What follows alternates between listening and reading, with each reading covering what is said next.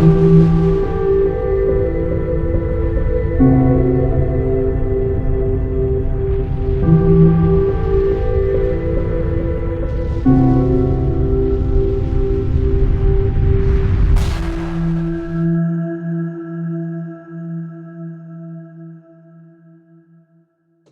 les amis, nous sommes le vendredi 24 avril et nous sommes toujours confinés aujourd'hui avec cette crise. Et bien vous savez quoi, par le pur des hasards, vous êtes nombreux à m'envoyer souvent des informations et quelqu'un m'a envoyé un lien et c'est un lien sur un site super que je vais vous présenter. Et la grosse surprise, c'est que c'est un copain de lycée. Salut Michel.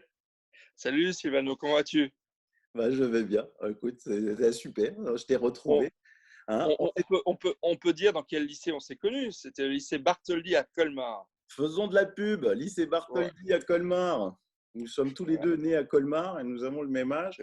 Sauf qu'il a exactement. pris un peu de retard par rapport à moi. Toi, tu as une petite fille de 10 ans, moi de 12. Voilà, exactement. Et alors, présente-toi, parce que finalement, Michel Taube, c'est quelqu'un d'exceptionnel. Moi, on ne s'était pas perdu de vue jusqu'au lycée, parce j'avais des nouvelles de toi sur l'extraordinaire affaire des infirmières bulgares. Hein. Condamné à mort en Libye. Alors, nos jeunes internautes ne le savent peut-être pas, mais effectivement, pendant presque 10 ans, 7 ans, il y a des infirmières bulgares qui ont été arrêtées, condamnées à mort en Libye parce qu'on les avait accusées d'avoir inoculé le sida à des pauvres enfants, 400 enfants à Benghazi. Et avec le professeur Montagnier, d'ailleurs, à l'époque, j'avais monté une très, très grosse campagne qui a duré 2 ans et qui a permis de convaincre la France de faire tout ce qu'il fallait pour les libérer. Voilà. Et donc, j'ai milité 10 ans contre la peine de mort dans le monde, parce que je suis contre la peine de mort en toutes circonstances. Tu as bien raison, Michel. Tu as bien raison. Et donc, de toute façon, je mettrai tous les liens vers ton site parce que tu es vraiment quelqu'un qui est engagé politiquement depuis, mais même jeune, hein, tu étais engagé politiquement déjà. Hein. Alors, pas dans un parti, mais engagé pour des valeurs auxquelles je crois. Voilà. C'est ça, c'est ça. Hein. Et donc là, maintenant, ben, on se retrouve avec cette pandémie. Et puis, avant-hier, tu as fait une interview de 12 Top Blasi qui est juste exceptionnelle. Hein. Je mettrai les liens sur ta chaîne YouTube. Il faut absolument regarder cette interview parce qu'elle est très, très, très bonne. Bravo à toi. Hein. Alors, tu as envie de donner ton sentiment sur cette crise en tant que personne engagée politiquement dans beaucoup de combats. Quelle est ton opinion? Alors, écoute Sylvano et chers auditeurs, je sais que vous êtes très nombreux et bravo à toi pour ce que tu fais. Moi, je suis pour la liberté d'expression et Internet, dont certains font un démon. C'est une fantastique espace d'expression. Alors, il y a plein d'excès, il y a plein de conneries, il y a plein de choses de haine, de détestation, mais il y a aussi et surtout de la liberté d'expression, de la liberté de se parler. Et j'ai envie de dire, souvent, je dis que Internet, c'est le média des pauvres, parce que depuis qu'Internet s'est développé, il n'y a pas que les très, très gros mastodontes qui peuvent se payer des médias. Moi, lorsque Internet s'est développé, j'ai eu ma deuxième chance en créant Opinion Internationale il y a 9 ans maintenant, il y a 9 ans déjà. Et effectivement, cette crise est arrivée. On a l'impression que c'était il y a une éternité, maintenant c'était il y a 3 mois. Et c'est vrai que moi, je suis quelqu'un d'assez conformiste à certains égards, d'assez classique comme personne. Moi, je crois dans les valeurs de la République, liberté, égalité, fraternité. Je crois dans le respect d'autrui. Je crois dans les valeurs de la laïcité. Et en fait, on a l'impression que c'est un peu tous les fondements de notre société qui sont en train d'exploser par un biais qu'on n'a pas vu venir et qui pourtant nous a été annoncé déjà par pas mal de monde, qui est cette cochonnerie qui est le coronavirus. Et en fait, c'est vrai que depuis 3 mois, on se rend compte que d'une crise sanitaire, on fait face à une crise économique, une crise sociétale, une crise morale, une crise intellectuelle, une crise de la parole, une crise du monde de l'Internet aussi. C'est incroyable ce qu'on est en train de vivre. Et là, on est dans mon avis, je ne sais même pas si on est dans l'œil du cyclone, on n'est que dans les premiers vents de ce cyclone auquel on est confronté. Alors qu'au départ, ce n'est qu'un virus, certes très dangereux, qui tue beaucoup, mais qui n'est pas non plus en regard de ce que les guerres mondiales dans le passé ont pu provoquer, c'est-à-dire des dizaines de millions de morts avec des villes détruites, des pays détruits. Enfin, ça n'a pas commune mesure. Et pourtant, ce coronavirus, il a terrassé le monde, il a terrassé l'économie, c'est absolument incroyable. Après, je suis à la fois très optimiste et très inquiet. Très inquiet parce que, effectivement, on peut quand même être en colère de voir que les grands pays de ce monde, la Chine, les États-Unis, la France, l'Union européenne, l'Inde et tout ça, ne soient pas capables de gérer une telle crise, quoi. Qu'on n'ait pas été capable voilà, de gérer ce problème. D'autant que, bien sûr, il n'y a pas de vaccin. Et il n'y en aura pas, à mon avis, d'ici 1 ou 2 ans, parce que ce virus, il est très subtil. Il ne se laisse pas faire. Il évolue. À mon avis, il mute déjà. Ce pas les mêmes personnes qui sont frappées en France qu'ils n'ont été en Chine.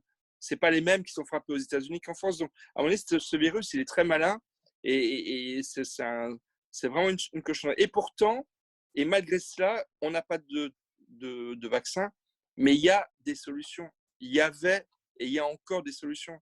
Il y a des traitements qui marchent. Et il y a surtout des méthodes d'approche qui ont marché mieux que dans d'autres pays. Et c'est vrai que moi, avant d'être inquiet, je suis un peu en colère, quoi. Et je le dis dans mes éditos depuis maintenant 2 mois. Et beaucoup de mes amis me le reprochent, mais c'est une réalité. C'est que nous, en France, alors Sylvano, tu dois être lu et écouté bien au-delà de la France, mais si je peux me permettre de parler de la France, c'est vrai que j'ai l'impression on a raté un train, sinon un énorme rendez-vous avec notre histoire. On n'a pas fait ce qu'il fallait, quoi. On n'a pas su répondre à cette crise. Je veux dire, on est souvent donneur de leçons, mais franchement, si tu prends la Corée du Sud, par exemple, la Corée du Sud, c'est une grande démocratie, c'est un pays libre, c'est un pays où il y a du business, c'est un pays où les gens sont libres. Et ben, ils ont mieux traité le problème qu'on l'a fait chez nous. En Allemagne, c'est pareil. Tu es à Strasbourg, le Vénard, moi je suis à Paris, mais j'aime beaucoup Paris. Mais de l'autre côté du Rhin, même si déjà ça reprend le coronavirus, malheureusement, ils ont mieux traité le problème qu'on ne l'a fait en France. Et c'est vrai que il me semble qu'on aurait pu éviter quelques milliers de morts si on avait été plus modeste, si on avait multiplié les traitements proposés par des médecins. Il y avait plein de solutions proposées. Toi, je sais que tu en préconises dans tes précédentes vidéos. Il y a le professeur Raoult à Marseille avec la chloroquine. Il y a d'autres voies qui sont suggérées. Moi, je vais te dire, je ne suis pas médecin. Donc, je ne vais pas me permettre de dire tel ou tel remède est le bon, tel ou tel traitement est le bon. Je dis juste que quand on est en période de guerre, et il paraît qu'on est en guerre, on multiplie les traitements et les solutions. Et on prend plus de liberté avec les protocoles et on fait surtout prioriser ce qui marche concrètement sur le terrain. Donc, s'il y a des médecins, c'est un des grands scandales qu'il y a eu en France, c'est clair, qui, moi, m'a vraiment fait mal au cœur. Des milliers de médecins prescrivaient la chloroquine depuis des années contre le paludisme et contre d'autres maladies. C'est un produit connu et en plus, c'est un générique. Donc, ça ne coûte pas cher. Donc, tout le monde peut en bénéficier. Et on a interdit aux médecins généralistes de prescrire un médicament générique disponible pour tout le monde. Ça n'est pas normal. La France, ça doit être un des seuls pays au monde qui a fait ça. Ça n'est pas normal. Et beaucoup de médecins se sont trouvés, mais moi j'ai une amie médecin, qui est une très grande médecin franco-iranienne, qui est basée à Nice, très grande médecin. Elle pleurait au téléphone de ne plus pouvoir prescrire la chloroquine à ses patients. Enfin, je veux dire, ce n'est pas normal. Je ne dis pas que le traitement préconisé par Raoult est le meilleur, mais c'est un traitement qui a suffisamment fait ses preuves pour qu'on l'applique et qu'on le donne, que des médecins, en leur âme et conscience, et au nom de leur serment d'Hippocrate et en connaissant leurs patients, le prescrivent à ceux dont ils jugeaient qu'ils en avaient besoin. Et donc, alors, tu m'interromps hein, parce que j'aime bien parler, mais par exemple, ce dialogue de sourds entre des médecins qui disent la chloroquine ne marche pas et on va la tester dans des protocoles sur des malades déjà très infectés, très affectés par le coronavirus, alors qu'en face, Raoult n'arrêtait pas de dire mais ce n'est pas sur les malades les plus atteints qu'il faut donner la chloroquine. Il faut le donner au moment où il y a les premiers signes de détresse respiratoire. Donc au début, pas à la fin. Évidemment que la chloroquine, lorsque c'est trop tard, ça ne fonctionne pas. Mais en revanche, au moment où une personne commence à avoir des premiers signes respiratoires, c'est là qu'il fallait lui donner le plaquenil. Et on a interdit de le faire. C'est qu'un exemple parmi plein d'autres. Et c'est vrai qu'en France, on a appliqué une méthode, la grosse machinerie bureaucratique hospitalière. Elle a fonctionné en bonne partie, mais comme le dit Philippe Douste-Blazy dans l'interview que j'ai faite de lui, on a choisi la réponse hospitalière, donc les services de réanimation, au lieu de mettre en place une politique de santé publique, de prévention et d'usage de tous les possibles traitements plus ou moins disponibles pour justement atténuer l'effet du coronavirus et décharger en amont les services de réanimation. Bref, on a un peu raté le train en marche, là où d'autres l'ont pris nettement mieux que nous. Alors, là où toi et moi, on diverge, c'est que moi, je dis que c'est voulu, que c'est commandité par Big Pharma et que on a bien vu sur tous les plateaux de télé des marionnettes payées par Big Pharma casser du Raoult. Moi, je dis que c'est pas possible qu'un gouvernement puisse être aussi incompétent dans la gestion des masques, dans la gestion des tests, dans la gestion des traitements. Et toi, tu dis, si, Sylvano, ils sont incompétents. Je pense qu'il y a eu beaucoup d'incompétences. Je pense que la superstructure administrative de notre pays fonctionne très très mal.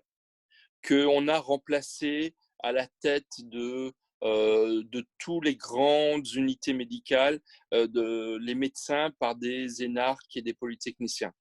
On a vraiment depuis des décennies pris des mesures qui ont fait que notre superstructure étatique tourne trop sur elle-même, à des coûts exorbitants et qu'elle n'est pas en capacité de répondre aux demandes des citoyens lorsqu'ils en ont besoin. Donc, moi, je ne pense pas que c'était voulu. En revanche, effectivement, là où je te rejoins, c'est que à partir du moment où la crise s'est déclenchée et où le pouvoir politique a pris conscience de ce qui était en train de se passer, c'est-à-dire très tard. Grosso modo, pour moi, l'heure de vérité, ça a été le 12 mars. Le 12 mars. C'est le jour où le pouvoir bascule. C'est-à-dire, jusque-là, ils prenaient les choses pas à la légère, mais enfin, grosso modo, ça revenait à les prendre à la légère puisqu'ils n'ont pas pris les mesures qu'il fallait avant.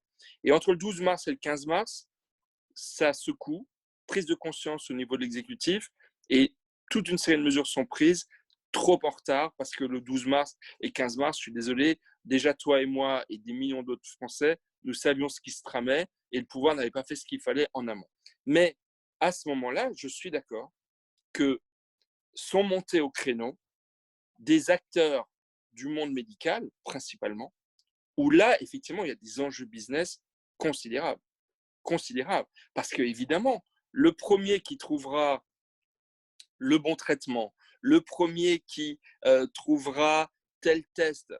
Regarde en Allemagne, à Berlin, c'est un inconnu qui est devenu une star allemande et connu même au-delà de la frontière allemande parce qu'il a réussi à fabriquer le premier test sérologique qui permet de constater le… Donc, il y a des enjeux, mais gigantesques, évidemment.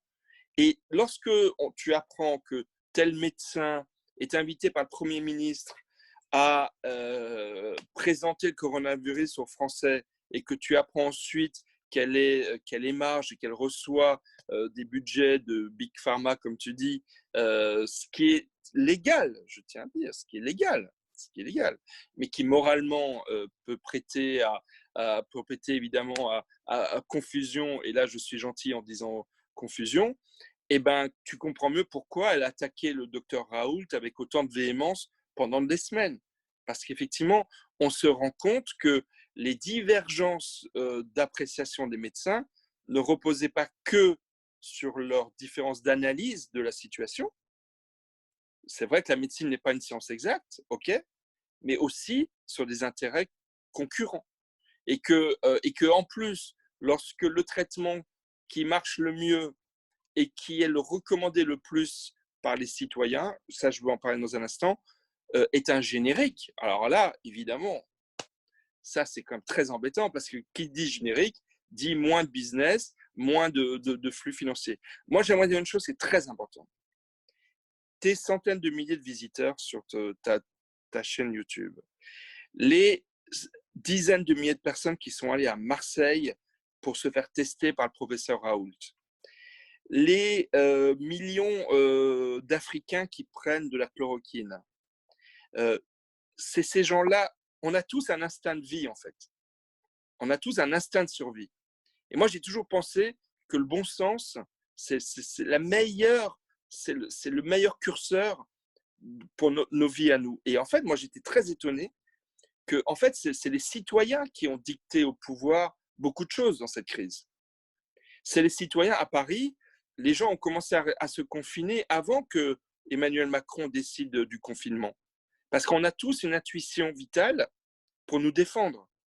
Et donc, si les gens ont voulu de la chloroquine, c'est pas pour les beaux yeux de Didier Raoult ou parce qu'ils voyaient en lui un nouvel Astérix et que Astérix, c'est la plus belle des BD qu'on n'a jamais vue.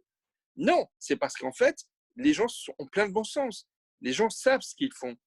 Ils savent se défendre leurs intérêts. Et donc, ils savaient intuitivement qu'il y a dans la chloroquine telle qu'elle est prescrite par un médecin qui a tous les diplômes, toutes les reconnaissances internationales, ils savaient intuitivement que là, il y a quelque chose de bon, tu vois. Et ça, pour moi, c'est super important. Il faut écouter les gens. Nos politiques doivent écouter les gens. Parce que les gens savent mieux ce qui est bon pour eux-mêmes, surtout lorsqu'ils vont voir leur médecin et qu'ils regardent sur Internet tout ce qui se passe, eh ben, ils savent trouver ce qui est bon pour eux, tu vois. Et je trouve que souvent, moi je suis contre l'automédication, quoique parfois ça peut être utile aussi, mais il y a une forme d'automédication des citoyens lorsqu'ils ont dit non, nous on veut de la chloroquine, même si vous nous l'interdisez, tu vois. Et ça, pour moi, c'est super important, c'est très important. Le pouvoir, la technostructure, elle a du mépris pour les gens d'en bas, elle a du mépris pour les derniers de cordée, comme cette expression que j'aime pas du tout. Euh, et voilà. Et donc, je veux dire, les citoyens savent ce qu'il faut faire souvent. Souvent, ils se trompent aussi, mais souvent, ils ont raison. Et là, on l'a bien vu dans cette crise. Alors maintenant, le problème qu'il va y avoir, Michel, c'est à partir du déconfinement, parce que tu comprends bien que la colère, elle est là, elle est présente. Hein, toi, tu es sur les réseaux sociaux, donc tu la sens, cette colère. Donc, qui dit colère dit forcément monter des extrémismes. Donc, on va devoir vouloir trouver qui, hein, et on va devoir certains vont pointer du doigt. Donc, tu connais bien, tu es d'obédience juive, hein, donc vous allez être les premiers visés, puisque le monde est dirigé par des juifs méchants. Il y a aussi les banlieues qui vont exploser. C'est ce que disent les idiots, parce que le monde n'est pas dirigé par des juifs méchants, ni par des juifs d'ailleurs. Il est gouverné par des gens très très différents.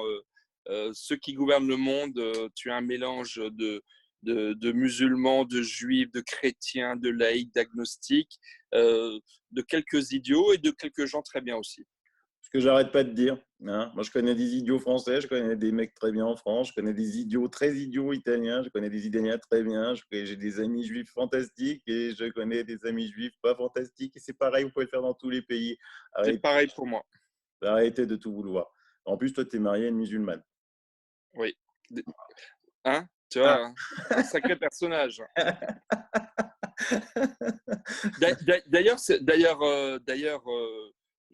L'enregistrement se fait le jour où démarre Ramadan. Donc, je Ah oui. salue tous ceux qui font le Ramadan. Moi, je ne le fais pas, mais ma femme le pratique et je respecte toutes les confessions comme je l'ai toujours fait, même si je suis également très, très laïque et très attaché à ce que la religion reste dans l'espace privé. c'est ma conception de la vie de la cité. C'est pour ça que je suis autant attaché à promouvoir l'islam des Lumières que de dénoncer l'islam radical qui n'a rien à faire dans l'espace public, selon moi. Ah, bien sûr. En plus, tu as écrit, t'as écrit. Non, mais là, c'était autre chose. C'était la face cachée des Émirats arabes unis. Il faut aussi. Ouais, mais ça concerne ce sujet aussi. Ça Voilà, concerne ce sujet aussi. Au c'est ça. Cherche Midi, très bon éditeur. Ouais. Il faut savoir aussi observer un petit peu tout et pas toujours dénoncer les sempiternels soi-disant coupables. Donc, comment tu le vois, toi, ce déconfinement, et qu'est-ce que tu ressens et qu'est-ce que tu as peur de ce déconfinement? Parce qu'il va y avoir une explosion sociale. Déjà, effectivement, il y a des informations qui montent sur une colère sociale très forte. On la voit déjà un peu dans les banlieues françaises, là, qui chauffe un peu dans certains quartiers. Euh, je veux dire, là aussi, c'est l'histoire française récente. Il y a une colère française qui s'est exprimée évidemment avec les Gilets jaunes, très fortement, qui a fortement secoué le pouvoir et la société française. Et c'est vrai que je pense que la crise du coronavirus ne va pas aider, parce que le fossé entre le pouvoir classique de notre pays et des Français, à mon avis, ça va être chaud. Alors, moi, comment dire, moi, je suis contre les extrêmes, d'accord? Je suis contre l'extrême gauche, contre l'extrême droite. Je ne me fais pas des amis en disant cela, mais je suis d'accord que la situation est grave et qu'il y a une radicalisation des enjeux, des positions, des postures, et que cette haine, elle est réelle, cette haine, elle est forte, cette colère, elle est très présente, et qu'il faut savoir y répondre. Si on ne sait pas y répondre, c'est les extrêmes qui vont arriver au pouvoir. Et c'est vrai que, voilà, si vous prenez Marine Le Pen, même son père, personne n'imaginait qu'il arriverait un jour au pouvoir. Il y a 2 ans, elle s'est retrouvée au deuxième tour de l'élection présidentielle. Ce n'était pas par hasard. Elle a été battue, 65-35 par Emmanuel Macron. Aujourd'hui, si vous demandez à vos voisins, si tu demandes à tes voisins, si tu demandes à toutes les personnes que tu croises, est-ce que tu penses que Marine Le Pen pourrait devenir présidente de la République? Beaucoup de gens te répondent, disent oui, c'est possible. Et que si ce n'est pas le cas, ça peut être un score très serré au deuxième tour de la présidentielle.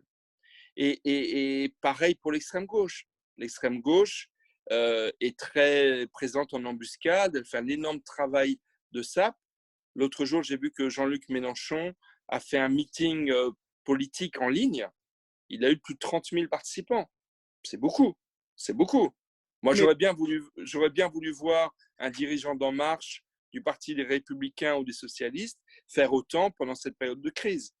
Et donc, c'est vrai que la colère monte et qu'elle va se traduire politiquement si on ne sait pas y répondre. Mais oui, mais comment tu analyses? Parce que franchement, moi, j'ai pas entendu Marine Le Pen, j'ai pas entendu Mélenchon donner d'autres analyses à cette crise. Et je pense qu'ils auraient fait strictement pareil que Macron et ses sbires. Par contre, j'entends des petits partis qui ne sont jamais dans les médias, comme celui de l'UPR de François Asselineau, comme le CNT de Éric Fiorile. On entend même plus beaucoup Dupont-Aignan, qui était là en vraiment un peu contre-pouvoir. Donc, ils sont un Alors, peu, je vois pas trop comment Mélenchon et Le Pen peuvent se distinguer par rapport à Macron, vu qu'ils n'ont rien apporté comme solution. je ne pense pas que Asselineau apporte de bonnes solutions. Moi, je ne suis pas du tout. Et c'est le problème de la traduction politique de cette colère. Moi, je suis pas pour qu'on sorte de l'Union européenne. Je suis pour qu'on rebâtisse l'Union européenne. Asselineau, d'ailleurs, j'ai vu qu'il est en train de se faire exclure de son parti Non, depuis quelques jours. c'est une Il y a, fake news, ça. Ça, c'est une ah, fake peut-être, news. peut-être, qu'il demande la sortie de l'Union européenne. Franchement, c'est pas le sujet du jour. Le sujet du jour, c'est pas de sortir de l'Union européenne, c'est de rebâtir l'Union européenne. Si les Allemands ne veulent pas faire avec nous l'Europe politique qu'on voudrait, faisons-la avec les Italiens, les Espagnols, les Polonais, pourquoi pas. Voilà. Mais ce que je veux dire, c'est que bien entendu que les grands enjeux de ce monde, il vaut mieux être plusieurs pour les traiter que seuls. Mais ce n'est pas ça le sujet pour moi aujourd'hui. Le sujet pour moi aujourd'hui, c'est que euh, les gens participent de moins en moins aux élections, Mm. les gens croient de moins en moins dans nos politiques. Je pense qu'il ne faut pas non plus ni tomber dans l'anarchie, ni dans les extrêmes. Les extrêmes, je l'ai dit. Pour moi, Asselineau, ça fait un peu partie des extrêmes. Tu parles d'un Dupont-Aignan, par exemple. Nicolas Dupont-Aignan, c'est quelqu'un que je salue, que je respecte, qui est un maire de très longue date, qui est aimé par ses concitoyens dans sa ville d'hier. C'est quelqu'un qui a un vrai parcours politique. Il y a plein de sujets sur lesquels je ne suis pas d'accord avec lui, mais je sais que c'est quelqu'un de responsable. Pourquoi je parle de lui? Parce que c'est quelqu'un qui a réussi à combiner d'être dans le système tout en étant en rupture avec le système. Je trouve ça intéressant. Et je trouve qu'il manque des femmes et des hommes politiques comme lui qui ne sont pas des aventuriers et des anarchistes, mais qui en même temps veulent changer vraiment les choses. Et c'est vrai que moi, je pense que, je vais te dire, nos dirigeants de demain, si ça se trouve, on ne les connaît pas aujourd'hui. On ne les connaît pas. Je pense que dans ces temps où tout va être bousculé, il va y avoir de nouvelles têtes qui vont émerger. Il va y avoir de nouveaux réseaux. Ouais. Je pense que les premiers de cordée,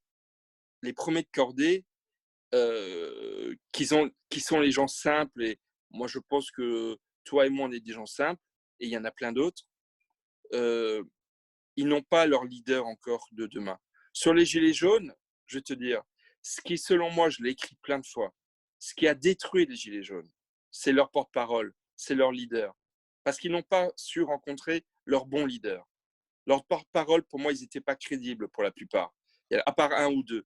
Certains étaient beaucoup trop extrémistes, d'autres étaient beaucoup trop dans la haine. Tu ne construis pas un pays sur la haine. Je comprends la haine, il faut y répondre, mais tu ne construis pas un pays sur la haine. Donc, moi, je pense que les leaders de demain, de même que les Gilets jaunes ont eu des porte-paroles qui, à mon avis, étaient très mauvais, et c'est pour ça que ça a échoué, mais demain, il va peut-être y avoir, comme tu l'as dit, de nouveaux mouvements sociaux avec de nouveaux leaders qui vont émerger. Et que ceux-là seront peut-être plus bâtisseurs que destructeurs, tu vois. Mm. Moi, par exemple, il y a un média en France qui est très utile, dont je ne partage pas beaucoup d'options, mais qui est très utile, qui est Mediapart. Ça marche bien, Mediapart. C'est un média utile parce qu'il fait des enquêtes, il secoue le cocotier et il montre ce qu'il y a souvent sous le tapis. Mais ils sont trop dans la critique. Ils ne sont pas assez bâtisseurs. Tu ne construis pas un pays sur la critique permanente et sur la haine.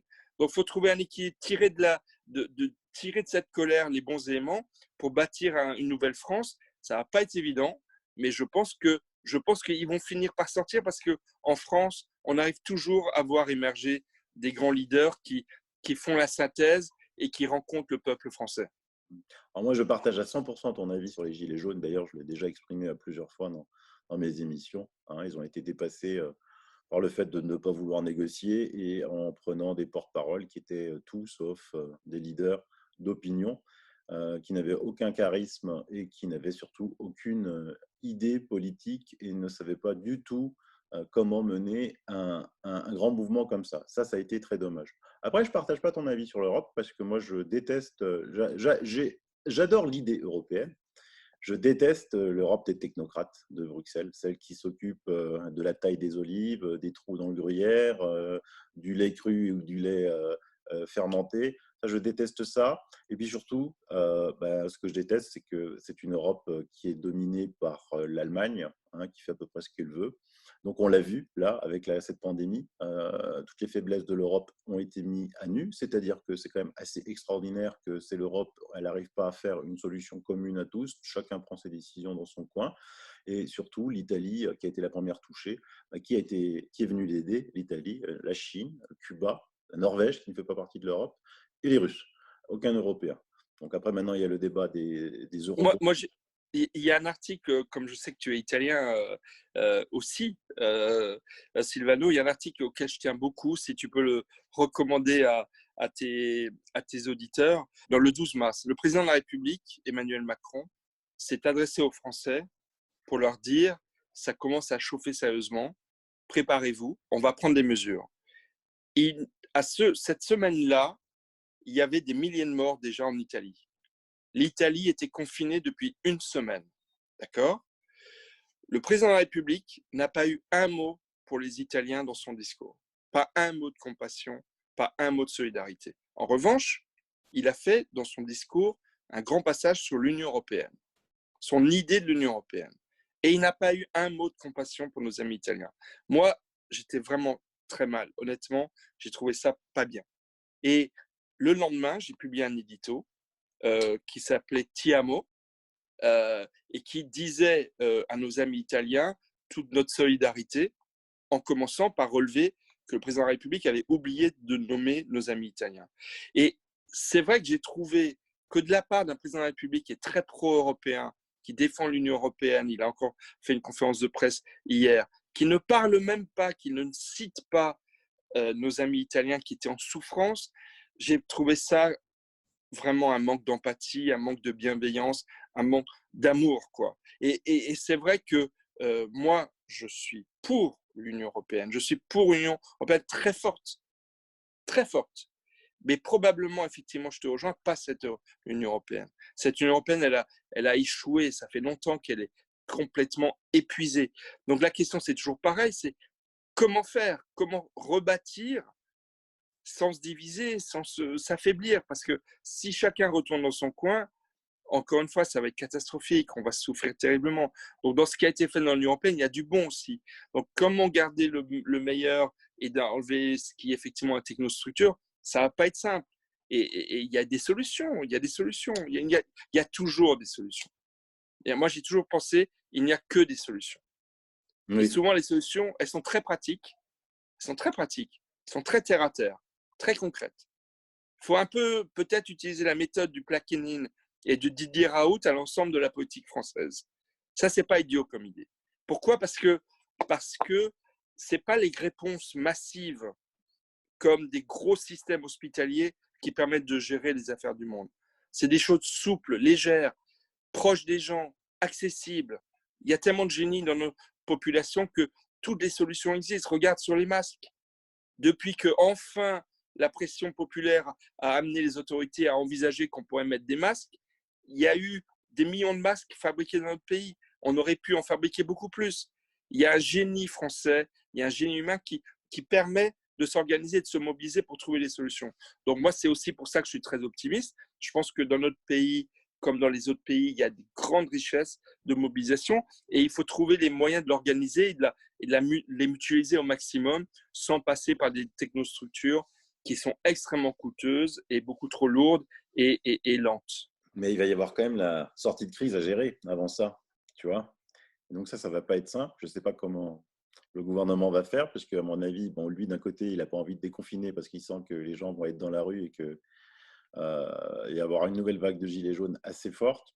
Il y en a qui disent bah, il va déconfiner juste avant les vacances, comme ça, les gens vont partir en vacances. Mais je ne sais pas du tout comment ça va se passer. Puis après, tu as l'économique, le problème économique, parce que les banques Macron annonce des milliards, donc, mais ce n'est pas autant de milliards que ça. C'est des prêts garantis, c'est des prêts qui ont été décalés.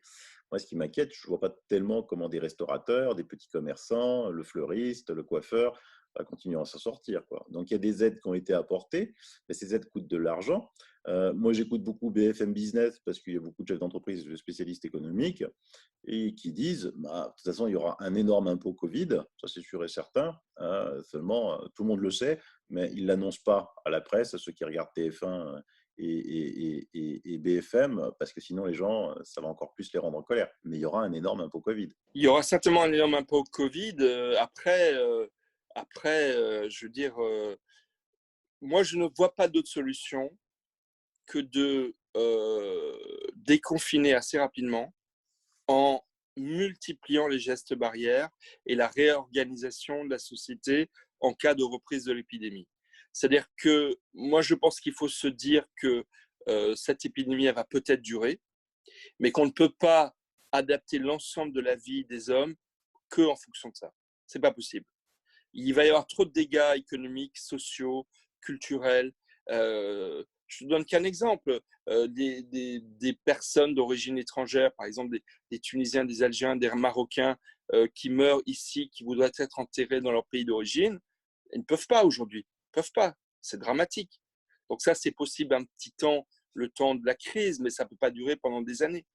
Il y a 1000 exemples qu'on pourrait donner comme ça. Il y a plein d'entreprises qui vont fermer dans les prochaines semaines. D'ailleurs, si certains veulent faire un don à Opinion Internationale, ils sont les bienvenus parce que c'est très dur aussi pour les médias. On a gagné en audience, mais on a perdu en recettes publicitaires, de partenariats, etc. Et l'indépendance de l'information, c'est important. Donc, ça va être très, très dur. Donc, si on ne déconfine pas rapidement, c'est-à-dire que l'activité reprend, ça va vraiment faire des dégâts considérables. Ça va être des millions et des millions de chômeurs, des millions enfin, ça va être absolument dramatique. Donc, la seule solution que moi je vois, c'est porter un masque, c'est respecter les gestes barrières, c'est d'organiser chaque boulot autrement, c'est de faire du télétravail quand on peut, etc., etc. Ça fait partie des solutions et c'est de permettre aussi à tous les traitements qui marchent ou qui ont fait leurs preuves de pouvoir être délivrés à un maximum de personnes pour prévenir les nouvelles vagues épidémiques qui risquent d'arriver. Et sur le plan social, il faut changer de république parce que dans les gilets jaunes dont tu parlais tout à l'heure, il y avait du bon aussi. Il y avait du bon. Il y avait une demande de plus de démocratie. Il y avait une demande de plus de partage. Donc, la Ve République, ça ne fonctionne plus. Et pour moi, la Ve République, elle est morte. J'arrête pas de dire une chose, j'entends peu. Une des raisons de l'échec français dans cette crise du coronavirus, c'est la Ve République. Pourquoi? Pour une raison très simple. Ve République, tout revient au président de la République. Tout revient à un seul homme. C'est la logique de la Ve République. Tout remonte à l'exécutif. Et l'exécutif, c'est le président de la République. Regarde, il y a 10 jours, le président de la République annonce un déconfinement à partir du 11 mai, et puis tout retombe sur le Premier ministre qui est chargé de faire toute la tambouille pour essayer d'organiser quelque chose qui est très compliqué à organiser. Mais c'est tout est dans les mains du chef de l'État. C'est pas normal. Au XXIe siècle, c'est pas comme ça que ça fonctionne. C'est les États qui sont plus décentralisés, plus souples, qui s'organisent mieux. Il faut changer de république. Il faut un système beaucoup plus où le pouvoir circule davantage. Donc il y a plein de choses qu'il faut faire évoluer très rapidement. Sinon, ça va aller très mal. Mais c'est exactement ce que tu disais tout à l'heure, quoi. On a l'impression qu'on est dirigé par des gens qui croient tout savoir et que les autres, c'est des pingouins. En Italie, c'est les chefs de région qui décident. Donc là, la Vénétie va être complètement déconfinée à partir de lundi et retourne au travail parce que c'est le gouverneur qui l'a décidé. Moi, je vois des départements français, des régions françaises avec très peu de cas de Covid. Je cite souvent l'Ariège, mais il y en a plein d'autres. Ils sont confinés. Mais franchement, il faut arrêter parce que dans ce cas-là, on sera confiné tout le temps. Quoi, hein, faut pas avoir peur de ce virus. Ce virus, il y a des traitements comme tu le dis. S'ils sont pris tôt, il n'y a quasiment pas de morts, parce que ça, on l'a aussi prouvé sur cette chaîne avec des traitements qui fonctionnent très bien, y compris chez des vieilles personnes atteintes aux poumons. Donc, et tout ça, il faut décentraliser, il faut laisser les médecins faire leur métier, la médecine, il faut laisser les gens responsables dans leur département ou dans leur région. Il faut arrêter de tout remonter à l'exécutif, tu avais raison. Macron annonce le déconfinement le 11 mai, on dirait que Philippe, il n'était pas au courant, quoi, et qu'il devait organiser tout. Quoi. C'était juste affolant. Quoi. C'est vrai que je me suis beaucoup demandé le lendemain du discours de Macron, lorsque j'ai écouté Jean-Michel Blanquer, ministre de l'Éducation nationale, interviewé sur France 2 pendant 15 minutes.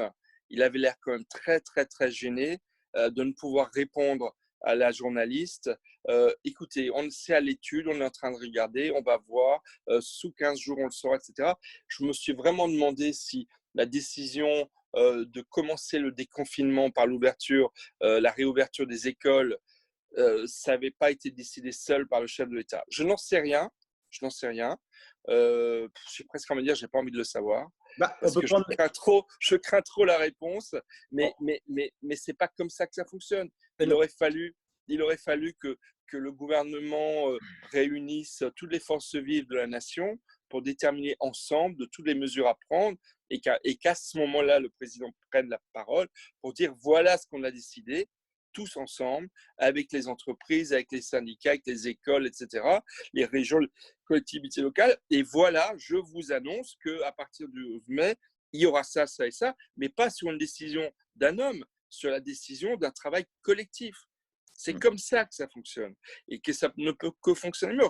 Résultat, une bonne partie des annonces du chef de l'État ont déjà été déjugées. Il avait dit on va confiner 18 millions de personnes, les personnes âgées, et une semaine après, ah non, changement de programme, on en appelle à la responsabilité de chacun. Sur les écoles, 2 tiers des Français annoncent qu'ils n'enverront pas leurs enfants le 11 mai à l'école parce qu'ils ne veulent pas prendre le risque, c'est leur droit. Et voilà, moi, je défends les fleuristes. Le 1er mai, c'est bientôt. Le 1er mai, c'est la fête du muguet. Voilà. Les fleuristes, depuis le confinement, se plaignent de ne pas pouvoir vendre des fleurs.